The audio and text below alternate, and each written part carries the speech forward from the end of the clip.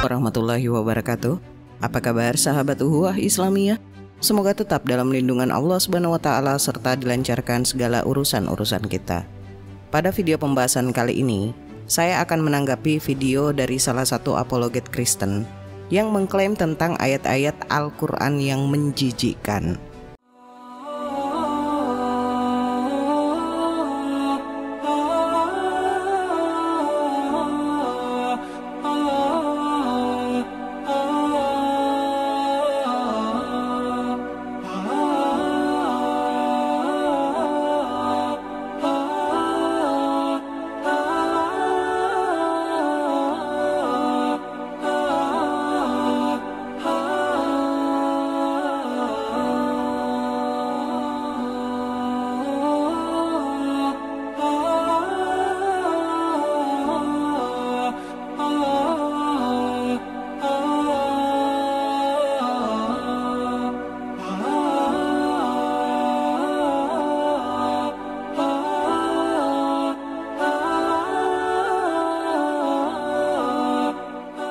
Dan tidak lupa pula saya ingin mengucapkan terima kasih yang sebanyak-banyaknya kepada yang telah mendukung channel Esa Rafleza, baik itu dukungan untuk kegiatan Esa di luar konten YouTube dan juga dukungan doa dari semuanya. Semoga Allah SWT membalas semuanya dengan berlipat-lipat. Amin. Nah, bagaimana videonya? Mari kita lihat bersama dan tanggapi poin per poin. Check it out.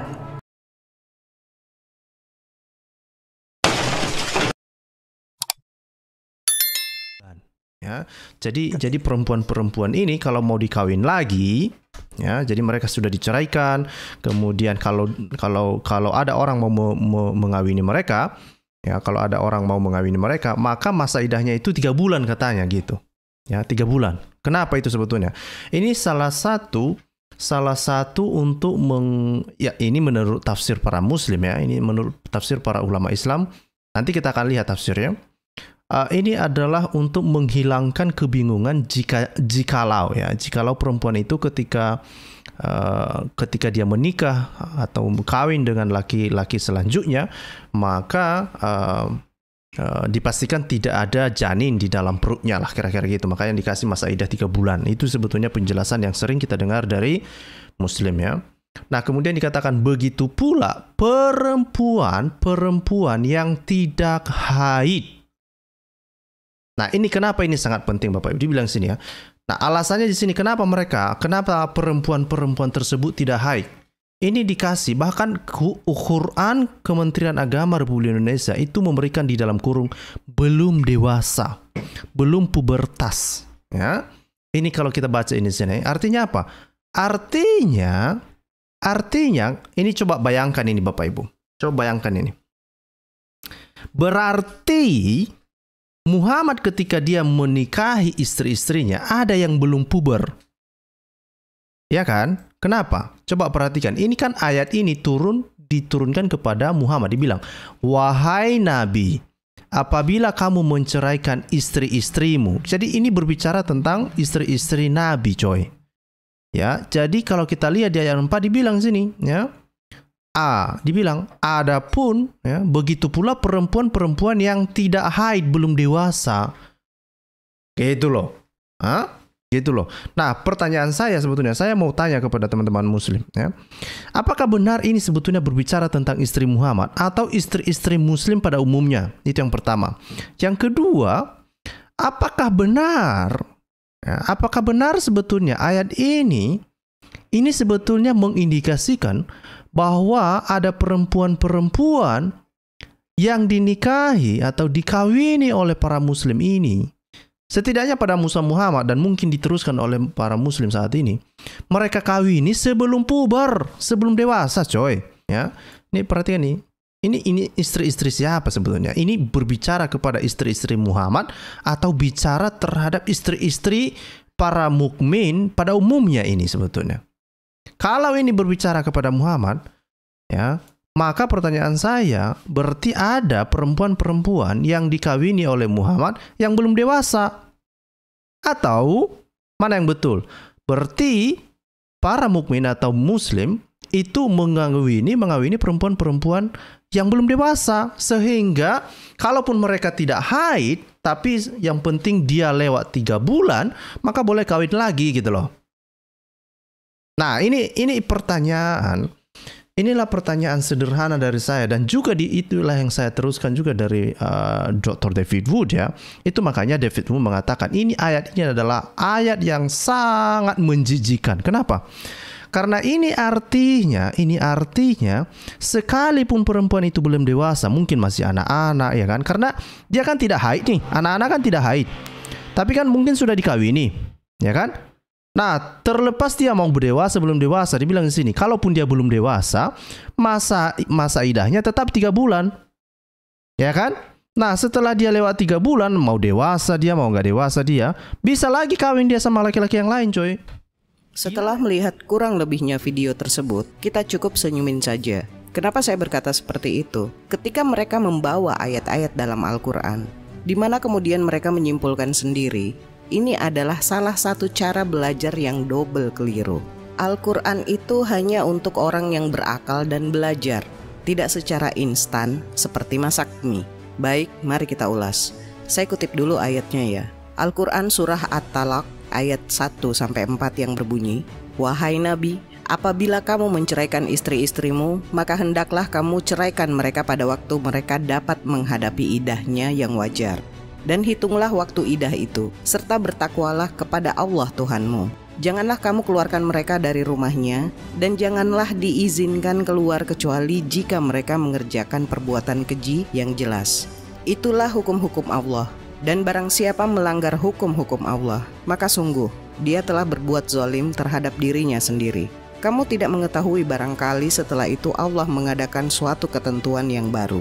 Maka apabila mereka telah mendekati akhir idahnya, maka rujuklah atau kembali kepada mereka dengan baik, atau lepaskanlah mereka dengan baik, dan persaksikanlah dengan 2 orang saksi yang adil di antara kamu, dan hendaklah kamu tegakkan kesaksian itu karena Allah. Demikianlah pengajaran itu diberikan bagi orang-orang yang beriman kepada Allah dan hari akhirat. Barang siapa bertakwa kepada Allah, niscaya Dia akan membukakan jalan keluar baginya. Dan Dia memberinya rezeki dari arah yang tidak disangka-sangkanya. Dan barang siapa bertawakal kepada Allah, niscaya Allah akan mencukupkan keperluannya. Sesungguhnya Allah melaksanakan urusannya. Sungguh, Allah telah mengadakan ketentuan bagi setiap sesuatu.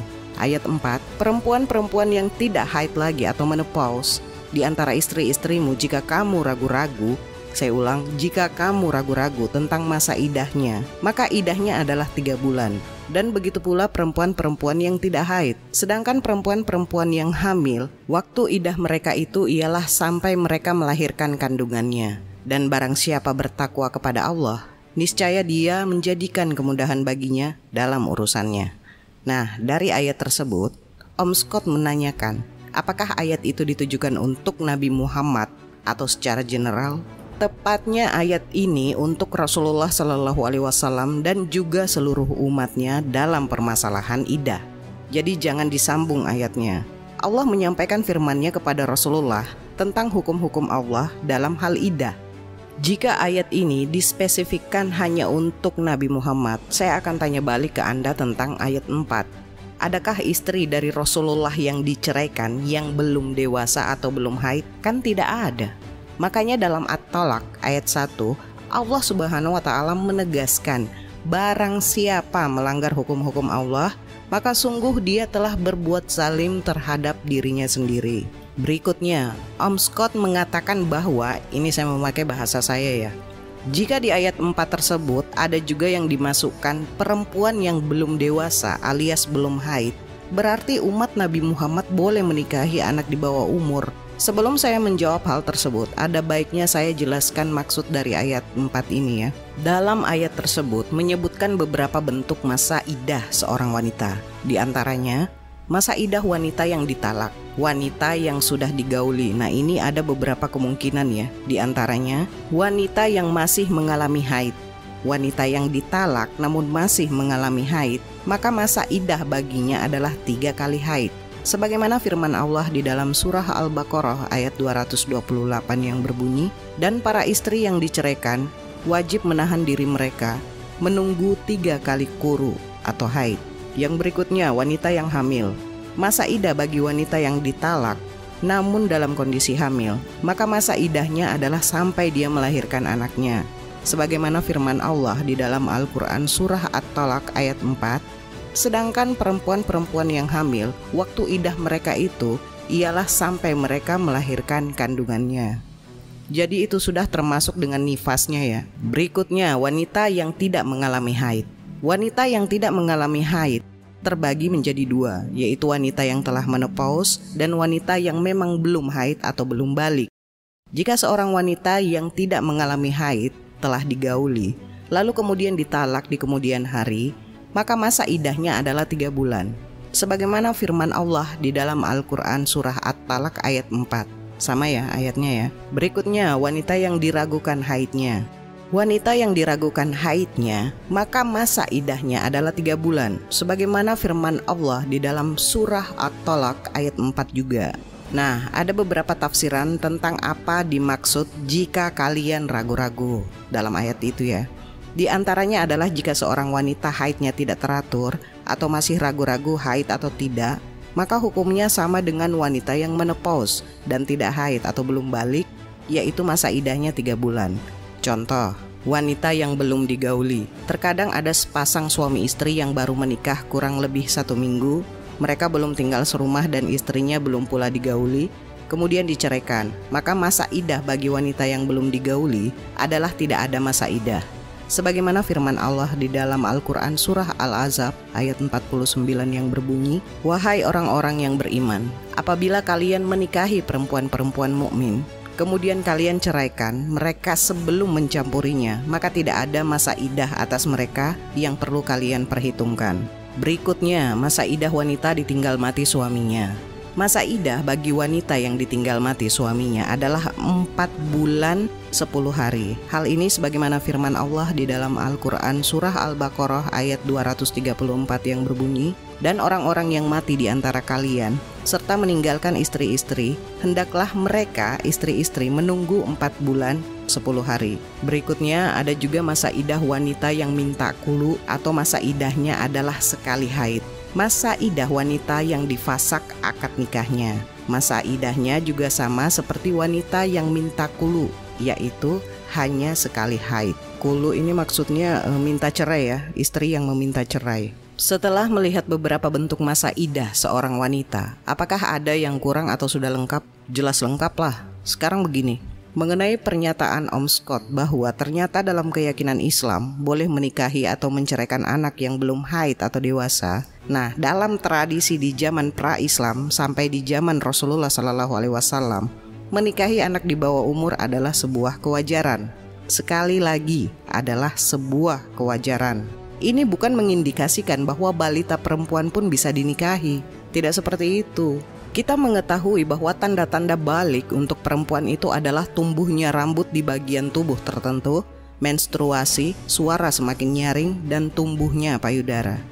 Selain itu terdapat pula tanda-tanda psikologis seperti kesadaran bertanggung jawab, emosi yang tidak stabil, mudah marah, dan tersinggung. Dalam Islam, anak yang sudah balik dikatakan sebagai mukallaf atau orang yang sudah diwajibkan untuk menjalankan syariat Islam, seperti sholat 5 waktu dan puasa Ramadan. Baik, saya ajak Anda melihat realita ya. Terkadang ada anak perempuan bertubuh besar tapi ternyata belum haid. Dan ada juga yang sebaliknya, menstruasinya cepat dialami. Apalagi untuk ukuran perempuan di zaman saat itu. Benar Pak betul? Inilah dulu yang terjadi kepada Aisyah radhiyallahu an, di mana saat itu beliau masih di bawah umur Tapi apakah Rasulullah Shallallahu Alaihi Wasallam setelah melakukan akad langsung menggauli Aisyah radhiyallahu an yang masih di bawah umur? Kan tidak. Justru Aisyah tetap tinggal di rumahnya. Rasulullah menunggu masa baliknya. Tentu di zaman sekarang hal itu bukan sebuah kewajaran. Apalagi dalam syarat dan rukun nikah di zaman ini semakin ketat. Tapi kita tidak menutup mata bahwa pernikahan seperti itu kadang terjadi. Nah, inilah fungsi dari hukum-hukum Allah tentang masa idah dari berbagai bentuk masalah yang dihadapi wanita. Justru ini membuktikan bahwa begitu lengkapnya aturan-aturan dalam Islam mengenai hal tersebut. Pertanyaannya, apakah kalian memiliki aturan seperti ini dalam keyakinan Kristen? Saya yakinkan tidak ada. Jangankan aturan seperti itu, masa idah pun tidak ada. Jadi wanita yang diceraikan hari ini, besok bisa langsung nikah lagi dengan orang lain.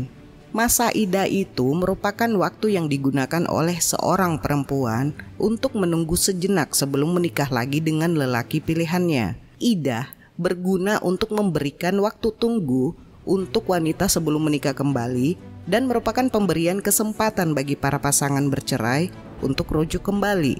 Di samping itu dapat mengetahui apakah wanita yang diceraikan kandungannya bersih atau malah hamil. Karena dalam keyakinan Islam itu, nasab ini sangat penting. Om Scott punya aturan yang seperti itu enggak? Jangankan aturan seperti itu, nikah sesama jenis aja, di mana hal itu sudah lama terjadi di zaman Nabi Lut. Dan itu bukan suatu hal yang wajar. Sekarang malah dilegalkan secara terang-terangan. Dan yang melakukan nikah sesama jenis ini, rata-rata dari pemeluk apa yo? Silahkan dijawab sendiri pemirsa.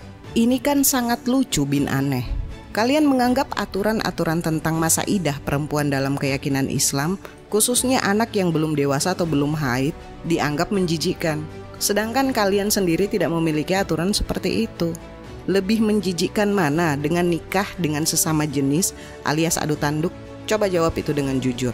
Pengen lihat saya sudut pandangmu tentang jijik itu apa? Orang yang mengklaim secara tidak bijak dan akademis itu sama saja laki-laki yang nyelonong masuk ke toilet wanita. Sudah ada aturan tapi dia tetap ngotot kencing di situ. Sekarang begini, saya kasih PR buat Anda ya. Pertama, ini terdapat dalam Matius 19 ayat 6 yang berbunyi, demikianlah mereka bukan lagi dua melainkan satu. Karena itu, apa yang telah dipersatukan Allah tidak boleh diceraikan manusia.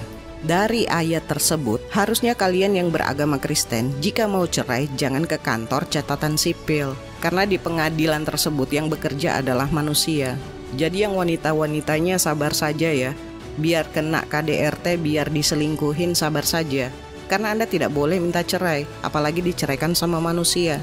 Miris kan lihatnya. Kedua, saya ulangi lagi pertanyaan yang sampai detik ini menjadi PR yang tidak terjawab oleh apologet-apologet Kristen yang mempermasalahkan soal usia pernikahan. Usia berapa atau dalam angka yang diperbolehkan menikah sesuai ajaran Kristen? Saya rasa cukup ya. Dan nasihat untuk kali ini adalah persamaan yang paling mencolok antara sendal jepit dan kecerdasan kafir bodoh sangat mudah tertebak, yaitu keduanya sama-sama gampang hilang. Saya akhiri pembahasan kali ini, semoga ada hikmah dan pembelajaran yang bisa kita petik. Kurang lebihnya mohon dimaafkan. Akhir kata, Maha benar Allah dengan segala firman-Nya. Allahumma salli ala Sayyidina Muhammad. Wassalamualaikum warahmatullahi wabarakatuh.